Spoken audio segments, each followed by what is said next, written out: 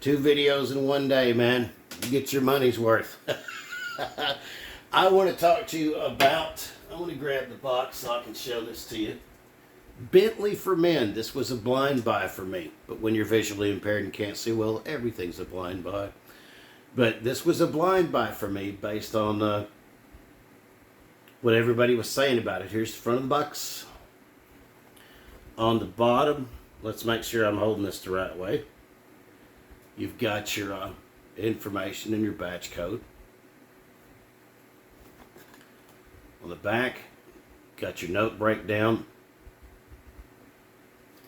It's a pretty nice box. I like it. I think it looks cool. Now, I'm going to be upfront and honest. When I first got this and I smelled it, I was like, ugh. I didn't initially like it. But I've learned so far in the fragrance game that you can't really tell too much until you actually apply it to your skin. But there are some sweet notes in here. There are notes of cinnamon and leather, and there's a slight little boozy accord. And once you get this on your skin, within 10 or 15 minutes, when the dry down starts working 15, 20, 30, 45 minutes, that's where this stuff really starts to come into its own. They do make an intense version of this, Bentley For Men Intense. I couldn't imagine wearing that because this is pushing the limits for me. But this is extremely wearable. It has an air of sophistication about it as far as I'm concerned. This makes me think of people dressed nice and button-down shirts and maybe a sport jacket or something and going out. I think it would probably be a pretty good office scent too, but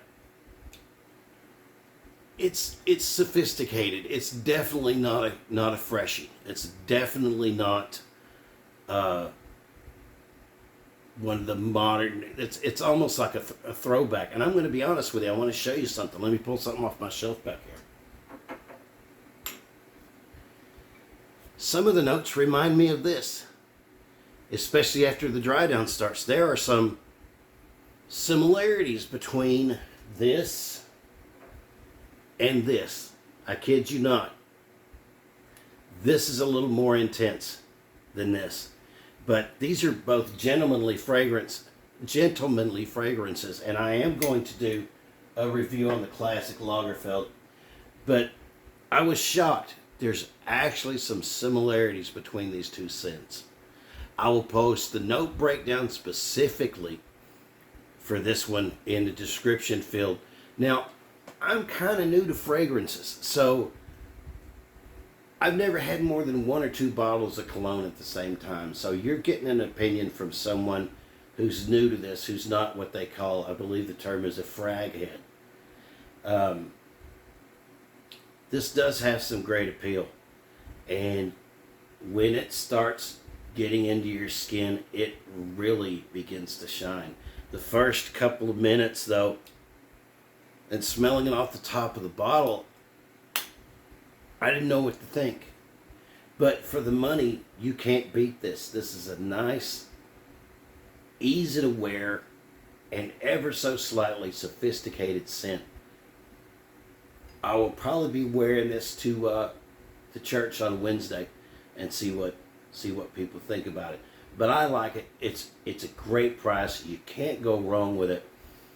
I don't know if I would like the Bentley Intense, so I may get me a decant of that and do a comparison of these two and see what I think. But initial impressions, wasn't all that impressed.